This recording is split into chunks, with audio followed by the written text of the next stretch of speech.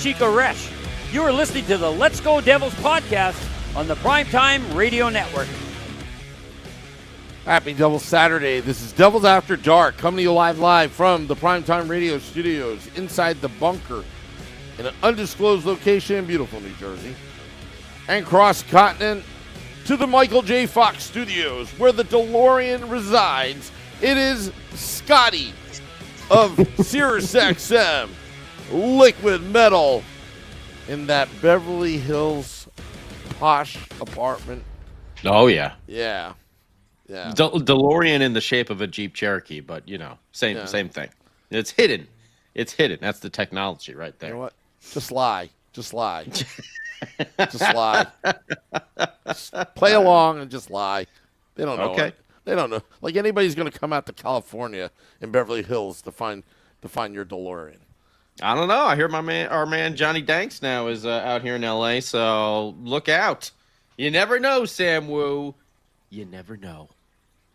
I got some beef. I've heard you got beef. I've got some beef about you this like thing. beef. You like beefalytics. Yeah. Which the Devils didn't really provide too much of that today in a very disappointing loss to the Pittsburgh Penguins over there in Pittsburgh. Womp, womp, womp. Pittsburgh has actually been a little hot recently. They were on a 3-game winning streak. Now 4, the elusive 4-game winning streak. How does Pittsburgh have 2 4-game winning streaks this season so far? And the Devils have 0. Well, we're going to tell you how that all went down right now. What's up? We're going to check in with Sam Woo to see what his beef is about. Once we get through the recap over here, happy Saturday to everyone. YouTube, Facebook, Instagram, X, wherever the hell you might be listening to this show. Kind of a disappointing game today. They give you a little hope, and they give you the Godfather. As soon as I'm out, they're pulling me back in. And then we'll get to it. But either way, over in Pittsburgh, the only changes tonight are Markstrom is in net instead of Jake the Snake, and Sprung in, Holla out. And we'll say nice touch by Sheldon Keefe Richards there to let Dumoulin and Cody Glass start the game. Obviously, former Pittsburgh Penguins right there. Dumoulin spent a lot of time there in the beginning of his career. So nice little touch there by Sheldon Keefe Richards. And it started out very well with the man who we were just mentioning, Cody Glass. You know who he is. He's the goal whisperer. He is taking over for Cesar Millan, who ain't got stuff. Trying to, keep it PG over here. Who ain't got stuff on Cody Glass, who gets the first goal of the game at 10:08 of the first period, his 6th of the year. And what a smart play by the younger Hughes. Luke, you underestimate my power. It's the little things in Luke's game that you do see improving game to game, basically. This play was all made because Luke made a really good dump in. It wasn't just down along the bottom on the ice, where Tristan Jarry can go behind the net and just kind of block it. No, he actually wrapped it around the glass. And Jarry was unable to go behind the net to stop that wraparound. The dump in, attempt. Jesper Bratt then gathers it, and he's kind of in the far side here, just above the goal line, maybe a little bit inside the faceoff circle. Then you get Cody Glass, who's going to the net more towards the center slot. And Jesper Bratt, he is the assist master, chasing Scott Stevens for the team record. And he finds Glass, who lets a quick snapper go with Sprung, fresh in the lineup, providing a screen in front of Jarry. The goal whisperer, Cody Glass, gets on the board with his 6th of the year. That's Bratt's 58th assist and Luke's 26. So, okay, looking good. Starting out the way we want. What have we been talking about? Devils don't need to be chasing the game all the time. It's good for them to get the first goal and then rely on this newfound defensive strength, which has come with Sheldon Keefe Richards, taking over as head coach. They get a penalty, they get a power play. Pesci draws a hook, very uneventful. And then things kind of go the other way in the first period for the Devils. Nemitz, oh boy, he gets checked in the corner, behind the net, and he's got possession of the puck. And right then and there, now that he's under pressure, Shimon, or I believe it's Simon now, as Sam Woo's calling him. He's renamed him. You need to get the puck out of the zone. And he does not. He bounces it off the boards, almost like a perfect pass to the point for Pittsburgh. And they are able to gather control of that, turnover right there. And then he kind of goes towards the puck, which leaves Connor Dewar right behind him, wide open at the side of the net. And unfortunately, Brendan Dillon cannot cover everybody. So this was kind of an easy goal as the pass goes through Nemitz as he's charging out to Dewar, who punches it home past Markstrom, who, by the way, did not have his best game of the year, to tie it up at 1-1, 17-11 into the first period. And if that wasn't bad enough, 25 friggin' seconds later, guess what? The Penguins score again. And this time, I said this last Devils After Dark as well. I know I've been tough on one Dawson Mercer this year. But this one, I don't think we can really get on him for. It was just a crazy bad bounce, thinking like that bad hop to the shortstop or the second baseman or something like that. Dawson Mercer, the Penguins are trying to clear the puck out up the boards, and Dawson Mercer's in good position along the wall there to try and pin it in there and not let it out of the zone. But it does take a wild, crazy bounce. And I don't know if you can put that one on Dawson Mercer. Good position, bad bounce. That's not the puck luck we were looking for 25 seconds later, because it springs a 2-on-1. Hennon and Tomasino down the ice over there, and then Tomasino puts a pass just over the stick. Brett Pesci's playing the 2-on-1. He goes down. He's got a stick straight out there. Tomasino puts a pass like just over Pesci's stick right to Heinen, who then is able, the way this just kind of played out, he was able to actually kind of pause a little bit because Pesci was already down. And then Thomas Tatar Tuna was actually hustling on the back check to get there to help Pesci out. But Tomasino kind of like, it wasn't intentional because his back was to him, but he unintentionally picks Thomas Tatar and takes him out of the play. Like Tatar skates directly into his back as he's trying to get in there, to help out Brett Pesci. And that allows Heinen to kind of have that time, put the puck to his backhand, and whoop, go around Jacob Markstrom, who's now down on the ice. 2-1 Penguins. That's at 17:36 of the first period. And you're thinking, damn it, that's not the way I was, predicting this first period to end after Cody Glass scored the goal whisperer 10 minutes into the game. And by the way, we'll mention this. I know it's a Devils loss, so we don't, we can't have too much fun here, okay? But our buddy Beer Baron, he came up with a good suggestion that every time Cody Glass scores at home, we should play the Stone Cold Steve Austin theme song with the glass break in the beginning.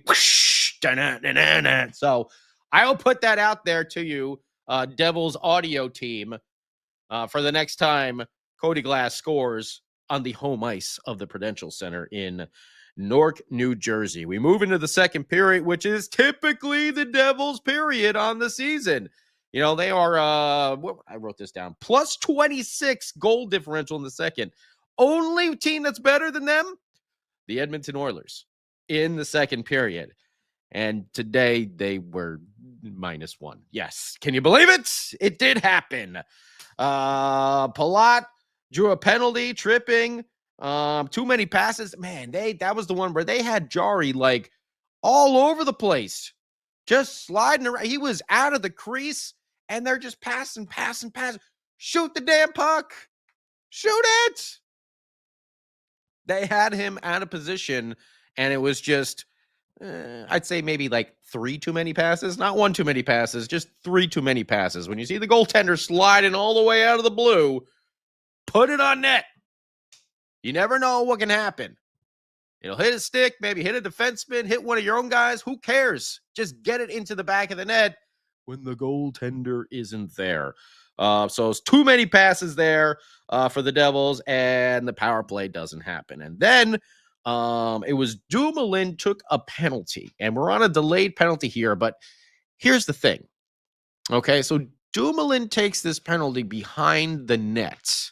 I think it was a hooking or holding. And he kind of crashes into the boards. His back first, boom, into the boards.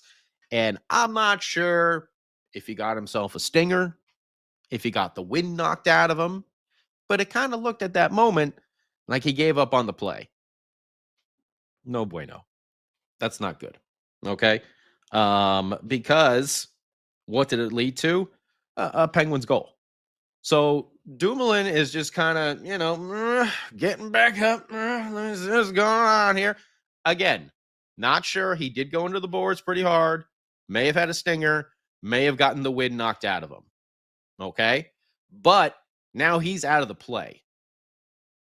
So Paul Cotter's got to fall back to whoever it was from the Pens who's at the side of the net, which leaves poor Kovacevic on the other side to cover both Crosby and Ricard by himself.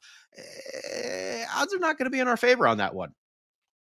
And in this case and scenario, they were not. Crosby's very easily able to find Ricard right in the center slot, very similar to the way Jesper Bratt found Cody Glass in the first period. And he's able to Connor down low, Ovechkin to cover, and Raquel scores. Raquel scores from the slot right there. Eek. Oof, oof. Not good. So again, not sure about Dumoulin. May have had a stinger, may have had the wind knocked out of him, but it totally looks like he just started watching the play instead of like getting back into it. And good on Paul Cotter for catching that and falling back to try to take that guy at the side of the net. But we can all do math in that scenario. The Pens had us outnumbered. And unfortunately, the two guys that had the 2-on-1 right there were friggin' Crosby and Raquel, who's got, 31, 32 goals? What was that? That was his 31st goal of the year at 4:24 of the second period. Coming from Crosby, his 50th. And Timmins, Connor Timmins he had like 2 or 3 points tonight, right? Because he was on the Dewar goal. And wasn't he on another one too? No, that was it. Just 2 points tonight. So, Devils now down 3-1. Then Pesce takes a 4-minute high stick. And I will say the Devils had a phenomenal penalty kill there. I believe, I don't even know if they got a shot. It might have been one shot attempt by the Pittsburgh Penguins in that 4-minute double minor. Might have been one shot. I can't remember right off the top of my head there. I didn't write that down. Or did I? Did I write that down? No, I didn't, because I have great kill by the Devils, and they do get a shorthanded goal from a 2-on-1 with Curtis Lazar and Nate Bastian. But oh boy, yes. An immediate replay shows that Nate Bastian is offsides by about 6 inches, before the puck. It's clear as day, though, and I'm glad it didn't take, 15 minutes for the replays to go through. But, man, I was sitting there thinking, and I don't know about you, maybe you were thinking the exact same thing, when that penalty kill was going so well for the team, I was thinking, man, if they can get a shorty here, that might completely turn the momentum of this game back into the Devils' favor. And they do, but alas, it is offsides. But the Devils do kill that penalty off, the double minor.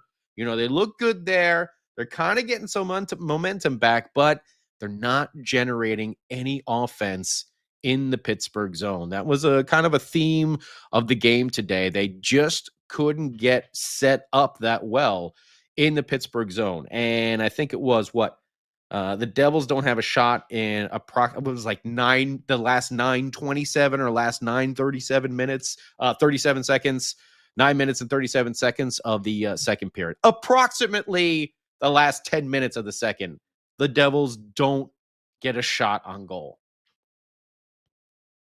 Again, no bueno. So we move into the third now with the Penguins up 3-1, and unfortunately, they're about to go up 4-1 because Ovechkin can't handle the D-to-D pass behind the net, and Tomasino just takes it away, spins, and puts it under the glove of Jacob Markstrom for his 10th of the year at 2:22 of the third, 4-1, unassisted, and I'm not going to lie to you, all right, at that point, I kind of put my notebook down. I put my phone on the charger and I was like, maybe I should get up and start doing some chores around the old apartment today and start knocking some things off the to-do list during this third period. And then something happened. He said, no, Scott, hang on. Give this team a chance. Mrs. Fields will guide them through and hopefully power them back into this game against a Pittsburgh Penguins team that they should defeat. Help me, Mrs. Fields. You're my only hope.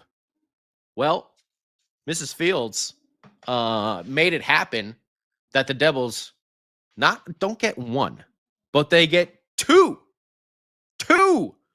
4-minute double minor penalties or power plays in a row. And you know what? The Devils scored on both of those. All right. We're going to start out with the man who, is pretty hot here coming in the month of March. And I actually had it written down right here. Dumoulin takes a high stick to the face, 4-minute power play. Can Devils PP do something? ? Anything? ? Please ? Well, it's Timo time. That's right, the month of March. And Timo Meier is on fire. Give me fuel, give me fire, give me goals from Timo Meier. Ooh, yeah. PPG. Power play goal for the Devils to make it 4-2.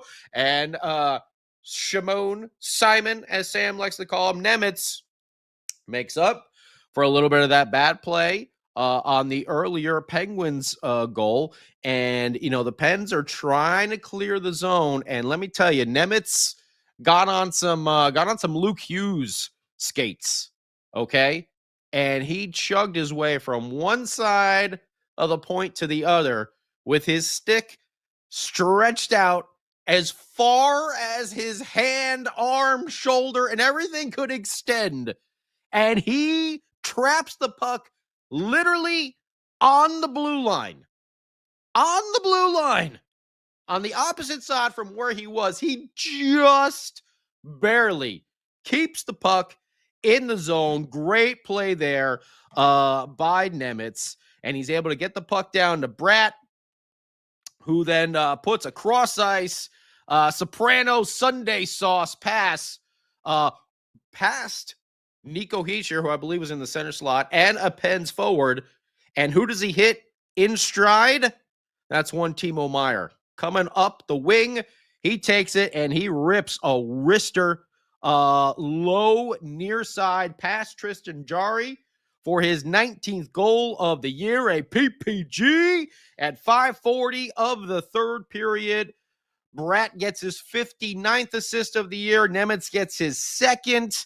And okay, the Devils, breathing new life, damage plan style. Late happy birthday to the drumming legend, Big Vinny Paul from Pantera and Damage Plan.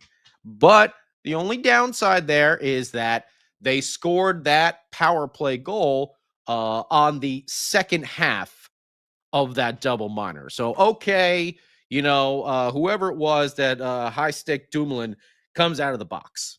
Well, then Malkin says, hold my beer, because now I'm going to put my stick in the face of Brett Pesce and draw some blood as well. Literally, it was about 30 seconds later after after that goal.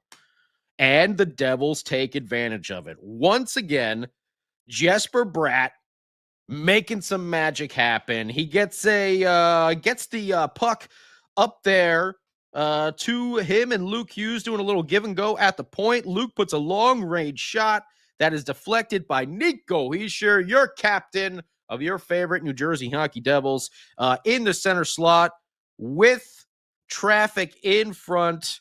And this goal was before the first half of that double minor expired. Bratt ties Scott Stevens for the assist record. That's his 60th assist of the season. Luke Hughes gets his 27th, and that's Nico's 28th. A PPG power play goal.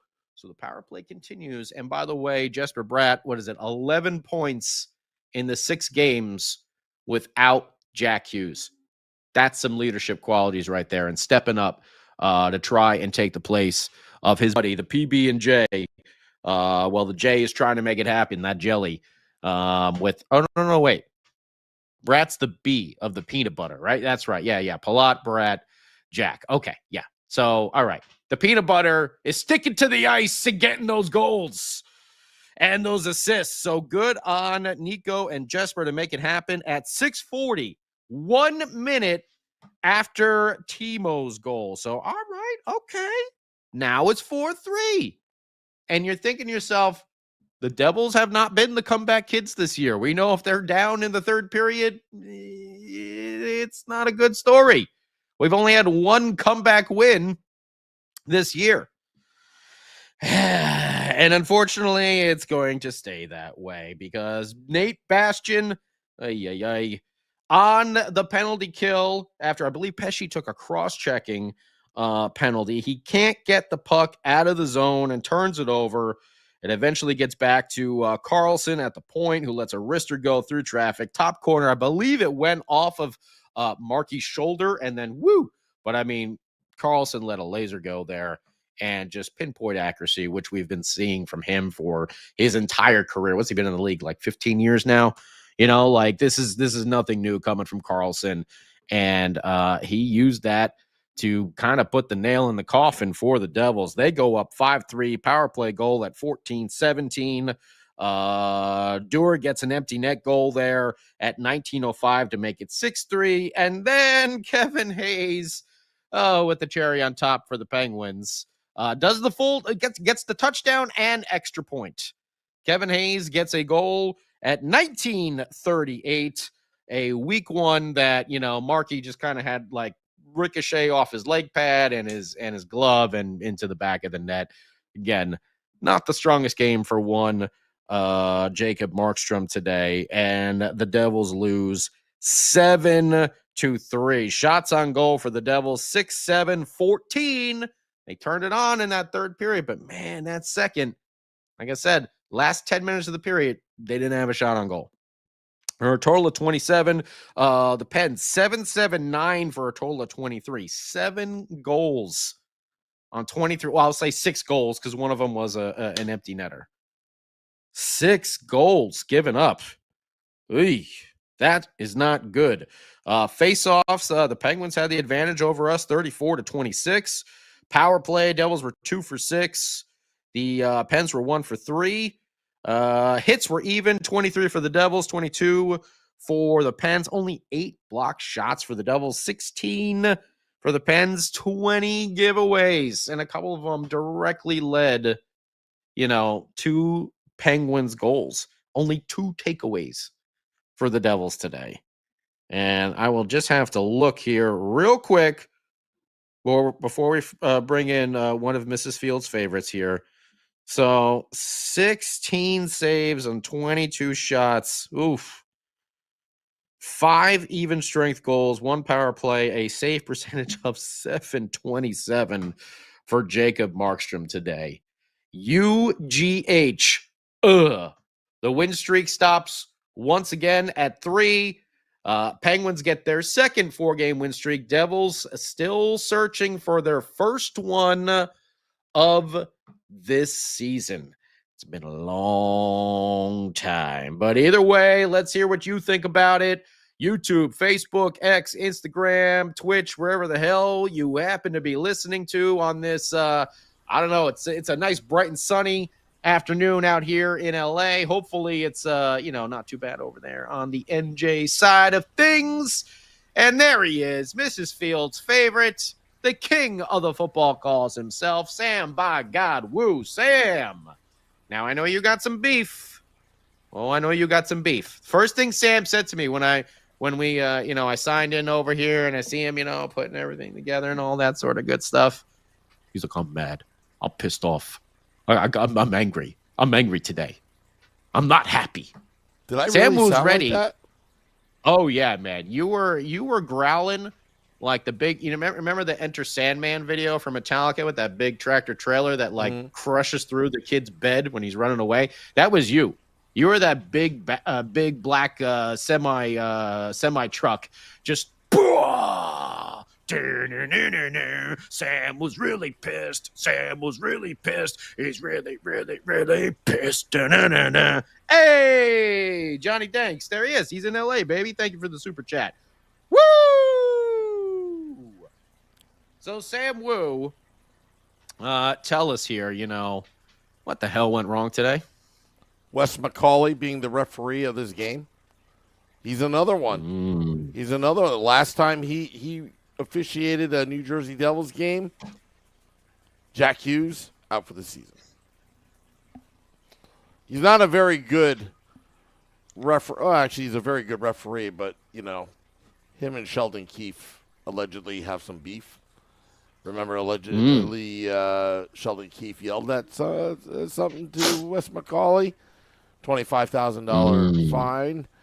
I have a different opinion about Dumoulin on that play because I was going to mention it. Okay. In normal circumstances, a referee would blow the play dead in that situation because he's hurt. And he was looking for them. When I interpreted it on the replay that he was waiting for them to blow the whistle, and before he realized it's a lot of time has passed, they're not going to blow the whistle as he's laying there in pain on the ice, and then he got up very slowly. I don't think it was. This is my assessment, Scotty. I don't think it was a lackadaisical, no heart play. I thought he was actually hurt on that play, and I think he tried to get back in it, knowing that they weren't going to stop the play. Which thought maybe he had the way he fell, because he was kind of down, and going into the boards. I had assumed that he probably got the wind knocked out of him or something like that, Yeah. Because we've seen Dumoulin hustle and get in there, and he's that stay-at-home defenseman. So to see him get up so slowly and seem like he was just watching the play, I'm not sure, but I agree with you. I think he was slightly shook up there, whatever it's a stinger, or I think it's he got the wind knocked out of him, to tell you the truth. Whatever happened, the rest, I thought in my mind, because during that moment, I'm like, are you going to blow the whistle? Are you going to blow the whistle? Or are you keeping this whole play alive? And then, the Devils pay a price for that. So it's okay, all right, nice job, Wes McCauley. The other thing too, beef. Devils had the momentum on their side, down by 1 goal. Kevin Hayes cross-checks Pesce from behind. And then when Pesce does it, of course he got caught. But Hayes dove, in my opinion, because he knew that the rest were all watching at that point. So, again, it's the officiating. I'm not going to blame the loss on the officiating, but the officiating just sucks, Scotty. Just sucks. And they're double minor, blah, blah, blah, blah, blah. We're going to review it. Why are you going to review it? Because they review it because these refs suck and they got to get the call right. So, again, I don't know. I don't know. Tom, I agree with you. Awful play by Pesci there, but at the same time, I would have done the same thing. He got cross-checked from behind by Hayes. Mm-hmm. Both refs saw it, let it go, and as soon as Pesci does it, and freaking Kevin Hayes, the actor that he is, made us. It's just, and that changed kind of the outcome of the game. I thought Palat had a heck of a game tonight. He had good hustle. Yep. Yeah. He had some the penalty that he drew earlier in the game because he went hard to the net. I saw some good stuff out of Palat today. But again, when Wes McCauley is officiating, it's kind of like an automatic loss because, I don't know. I'm surprised he even gave the Devils the double minor penalty. But how do you not? There were just obvious plays, and then you got Mike Sullivan arguing the first double minor, it's just. I don't think there was that. Yeah, that was not a follow through. No, that was like a left hook to the face with the stick right there. Yeah, and he's arguing that. It's like, you know what? You got Sidney Crosby on your team. You're always going to get the calls. So that's what I have to say. Markstrom, he had a bad game. I think he's just not right now. I'm not going to say he sucks, but I honestly think that he was the main reason why the New Jersey Devils lost today. I mean, that's fair enough. I mean, hey, 6 goals on 22 shots. What did I say? 757, 747 save percentage, something like that. Doesn't matter. I mean, that's not good. That's not good. I think out of the 7 goals, 1 was an empty netter, right? And then 1 was kind of a garbage goal. So let's just take those 2 goals out. So out of the 5 goals that went by Markstrom, I think he should have had 3 of them. That's fair. So I think that's a fair assessment of this game. I also don't feel like he had a very strong game either. So what do you do with Markstrom? Do you ride Allen and then hopefully hit the reset button on him, or do you keep on sending him just like Maverick after Goose died? Just keep on sending him, on sending him. But the Devils are in a playoff race right now. They are in a playoff race. Their schedule does get a little easier after this, but they have a massive game on Monday with the Columbus Blue Jackets. You're playing Allen. Right? Is that? Yeah. What's that? You got to play Allen. That's Monday, right? Yep. Monday. Is it Monday or Tuesday? No, it's Monday, right? Yeah. Monday. St. Patty's Day. So, I would think you're going to play Jake Allen, on that one. And we all know, we talked about it from the last game as well. We know the Blue Jackets are a much better team at home than they are on the road this year. And they are going to come out swinging, trying to avenge that loss from Tuesday against the Devils. In my mind right now, I think Markstrom doesn't look like the Markstrom from the beginning of the season. Obviously, he's coming back from an injury. We don't know if there is stuff, like you were saying, that maybe is still lingering a little bit on him. Honestly, it could be I that think he's just not. I think his timing is off. Okay. I think his timing is off. I'm sure that possibly the injury, maybe he's still – he came back relatively quickly if you think about it. He did. But, you could see here, Ariel, good chance he's not even 90% right now. Steven, play Allen on Monday and Thursday, Markstrom next Saturday. Dubs, Marky's got to play through whatever he's got going on. Got to get him into some kind of groove.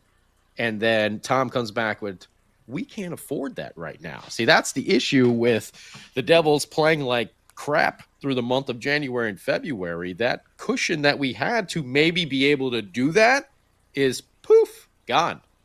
Maybe I'm the with best you, thing, Sam. I think you got to play Jake the Snake on Monday. Yeah, and this is why you have a 1A and 1B for these situations.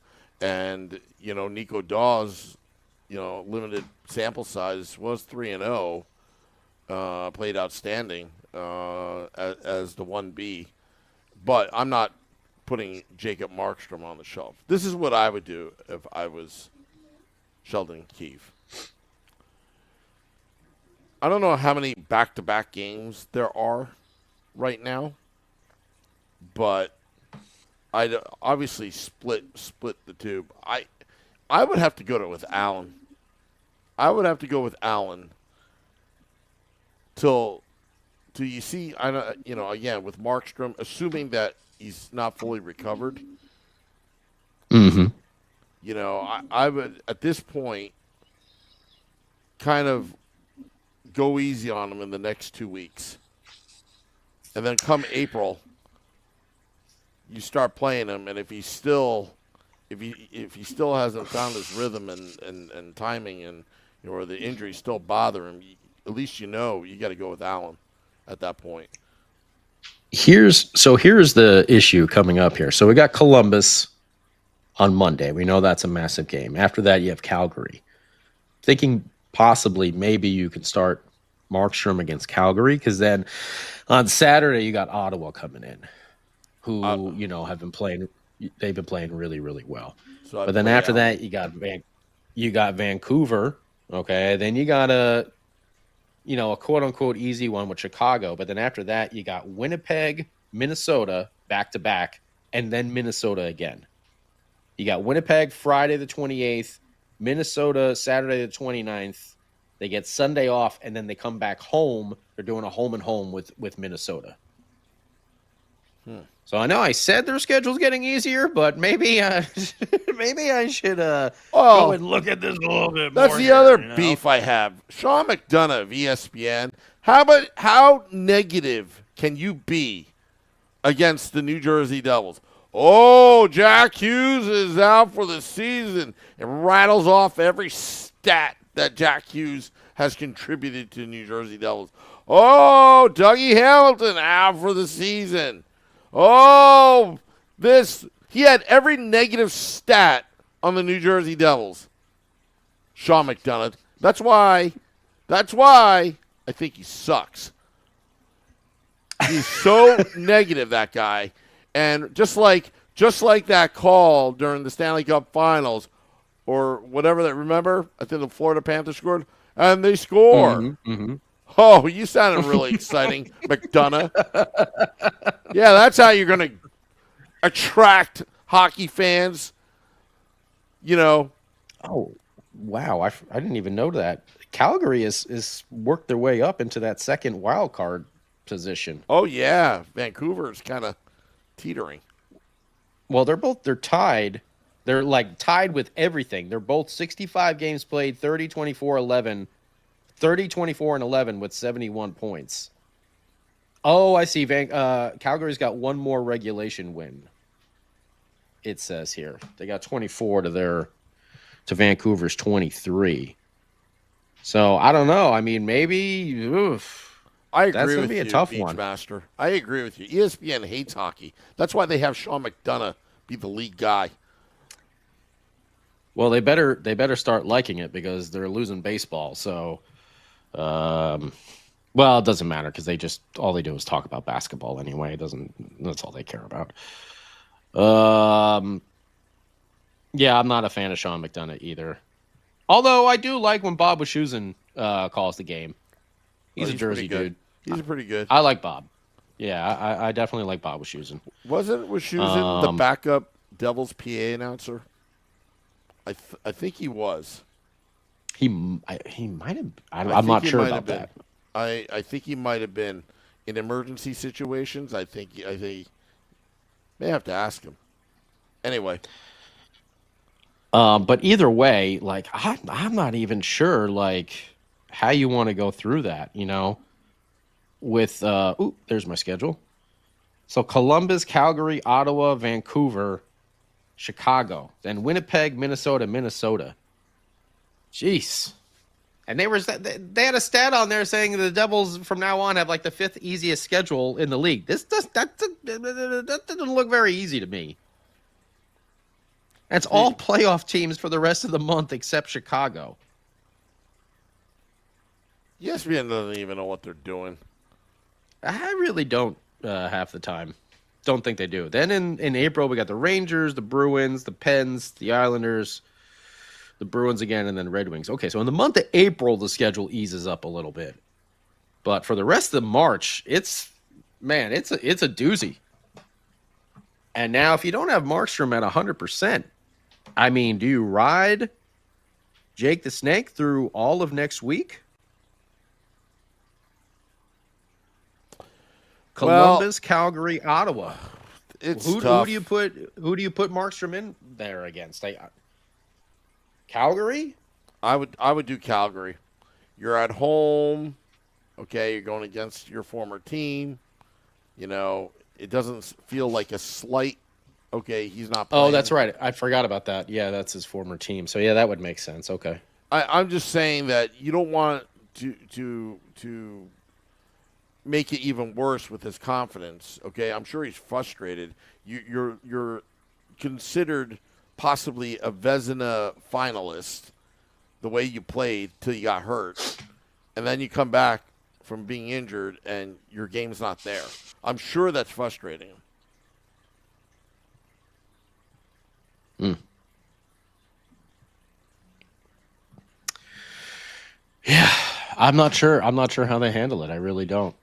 That's going to be one for Sheldon Keefe Richards to figure out there. That's going to be a tricky one, and you know that Markstrom likes to play a lot, so he's going to want to get in net. But these are all massive games. Yeah, you know, like we've said, you know, the Devils have squandered that cushion that they had, and they kind of patted themselves a little bit here in this last week with these 3 wins in a row, but. You know, if they could have rattled off a 4, 5, or 6 game winning streak, then it would be okay. But, you know, we didn't again. So these wins and these games are very, very important to keep them into, you know, staying away from the wild card situation and being third in the Met. Selected Boy says Bob Wischusen is a better play-by-play commentator out of all of them, and it's not even close. I'll tell you what, I think I'm a better commentator than Sean McDonough. At least I sound excited and I'm a little positive. Oh! But whenever the New York Rangers play, okay, during the playoffs, listen to Sean McDonough, holy crap. Holy crap, what a homer he is. That's what it is, Stephen Engel. I was trying to remember who he did. He was the radio. He did the radio calls for the Jets for a long time. Wischusen did. Mm-hmm. Or maybe not a long time, but for a couple of years, he was the Jets radio play-by-play during the season. Yeah, but Sean McDonough in hockey, just get him out. He's not good. Oh, he stinks. He stinks. Or, you know what? Bring Gary Thorne out of retirement. He may not be able to see the puck, but I'm sure he's better than McDonough. Can we get an AI created version of Doc Emmerich or something like that? Yeah. I'm gonna post that right now on Twitter. I'd rather have an AI version of Doc Emmerich than Sean McDonough. What a dud. McDonough the dud. Yeah, McDonough. You talk about Mrs. Fields to McDonough. Be like, oh, well, that cookie is not very good because they're served at the Prudential Center. I'm negative. McDonough. So there you go. No, I'm calling McNegative. That's all he is. All he is okay. Negative. He brings nothing to the table other than negativity. That's why I can't stand watching on ESPN. And then you got Grandma, you know, at the benches, you know. But, sorry, did I say that? Well, either way, the Devils lose a game that they probably should have won. They don't get to that 4-game winning streak, and it's back to the drawing board. Although, I will say there has been a lot more positive lately than it has been negative. With the gameplay of Jesper Bratt, with Timo Meyer, Cody Glass, who I completely, I'll call myself out on. I was just like, what the hell is Tom Fitzgerald doing? Blah, blah, blah. Not me. Obviously he saw something in Cody Glass, and so far he has been the goal whisperer. I think every game he's played so far in the Devils uniform, he's got a point. So he's been doing very, very well, and, happy about that. I feel like, you were right, and I know a couple other people agreed as well. Palat had a strong game. I feel like Dawson Mercer's playing better. Timo Meyer. Timo Meyer. Timo Meyer. Yeah, it's the month of March. So Timo has been turning it up. Jesper Bratt, of course, now he's tied with Scott Stevens for the assist record for a single season at 60, which he is going to shatter as long, knock on wood, as he doesn't get hurt in the next game. Or for the rest of the season, knock on wood again, because that would be really bad. But, he's looking to shatter that record, which would be awesome. And, maybe he's probably going to break, 90 points or so this year. He's 19 goals, 60 assists. So he's at 79 right now. Man, he's got 11 in the last 6 games since Jack went down. So be cool to see. If we get if we get Jesper Bratt up there in the 90-point range for the season. So that would be very nice. I'd love to see that for him. And even Tuna. I know I've been hard on Tuna as well, but he's been hustling out there really well. And I'm glad to see Sheldon Keefe Richards, as Sam mentioned the other day, the accountability. Eric Halla is sitting today. There's nothing wrong with it. It happens. It's a long season, but he's rotating guys in and out of the lineup. I like it because, like Sam was saying, last Devils After Dark, it creates accountability. You want to be out there on the ice. And they obviously sat Nemitz down and had a long talk with him after that other game where he was just atrocious. He's still making mistakes, but it seems like he was kind of put into place a little bit and saying like, hey, Rook, don't forget how old you are and how inexperienced you are. You are not Carlson on the other side of the ice, all right? So stop thinking that you are and start learning the game and realize you got a long way to go. He did have a nice save on that power play where the puck was teetering over, just about to go over the blue line, and he was able to keep that in, which resulted in a goal. So there are good things about Nemec. I know I've been very critical of him since day one since he was drafted, but he is trying out there, and I'm just hoping that he can grasp it a lot quicker. His attitude, and keep him with. Go ahead, sir. No, his attitude sucked in the AHL. He didn't want to be there. He wasn't listening to anybody. But I think it was PK Subban that said that on ESPN. That's the only thing that's good about ESPN's PK and Steve Levy. I like Steve Levy too. Yeah. Yeah, is that you got to spend your time at the AHL and learn these things, because once your opportunity comes, you don't want to be lost out there, and so he's got to grow up quick, and and the other thing too about the offsides, it was offsides, but that tells you this game is a game of inches. Just imagine if his skate was still hugging that blue line. That could have been a 4-4 game in the middle of the third period had that goal counted. Just remember that. So, it's just it's just a game of inches, and you got to execute. And unfortunately for Bastian, it was a sweet play, but nothing you can do about it. Yeah, it was about 6 inches offsides. I mean, he was also picking the puck from Malkin too at that point too. So it was a good play all around by him. But yeah, just barely offsides. And yeah, totally agree with Nemitz. I think it's a great thing that they put Brendan Dillon with him as a This kid may be out of position, Dylan, you son of a bitch. Stay in position and try to do everything you can to, help us through with this one. But big ups also to Luke Hughes, who has, jumped into that Dougie Hamilton role full force. Really has. Yeah. He has been a beast on that PP1. And you even saw him today in the late stages of the game. They were trying to Jack Hughes him, where Sheldon Keefe was like, "Can you stay out there, Luke? Can you stay out there? Can you play like a 3-4 minute shift here at the end of the game, kid? Oh, you need a timeout? Let's take our timeout. Okay, yeah. Luke needs a rest, guys. Luke needs a little rest." So sometimes I wish Luke played offense. I would love to see how he would, right. Just switch him up on the wing every now and then, right?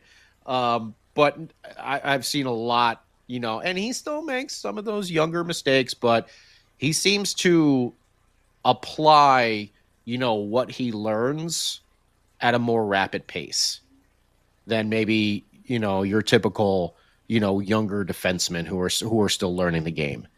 That's what I've seen from him. I could be wrong. I'm just a fan here watching, but the positive definitely is significantly outweighing the negative. Maybe when he first came up, it was a little half, like, oh, Luke giveth, Luke taketh away, Now it's more, get Luke out there. Get Luke out there. Where's Luke? Why is he not on the ice? Get him out there on the ice, So I feel like on the positive side of things, his game is just continuing to grow. And what's he, 19 years old, 20 years old? I don't even know off the top of my head anymore. Yeah. I think he's 21 now. Is he 21 now? Yeah, he's 21 now because he went 2 years in college, and then. That's right. He went 2 years in college. Yeah, so he would be a senior right now had he stayed in college. Right. So he might be 22. Maybe I'm getting. I don't know. I want to look real quick and just. Where is he? Come on, Luke Hughes. Oh, it's giving me this goal instead. This goal replay. All right. Either way, let's wrap this bad boy up. Sam. No, now you got me. You got me curious. Now I got to Google Luke All right, Hughes. hang on. I'm looking it up right now. Give me 1 second. Here Max, we go. I got it. Let me know. Luke Hughes. Come on. NHL app. Load. 21 years old. Load. 21. Yeah. Oh, there he is. Yep. He just turned 21. He will be 22 this September. Yeah, he'll be 22 this September. Next year. So. He's 21, Select a boy. He can have an Ann Crew brew anytime he wants. Well, let's wrap this bad boy up, Sam Woo. Unfortunately, the Devils don't get to that 4-game winning streak again. And they got a pretty tall task coming their way if they want to try it again. Sometime here in the month of March.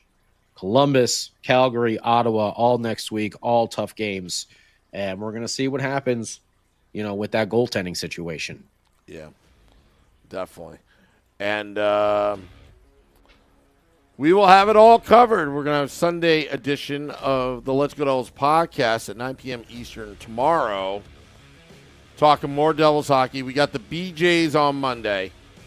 Big game. Thursday against Calgary at home at the Rock. And then rounding out Saturday, March 22nd, against Ottawa Senators, which I will be dressed as Mrs. Fields for the game. Yes. All right. Getting out of here. Till next time, let's go Devils.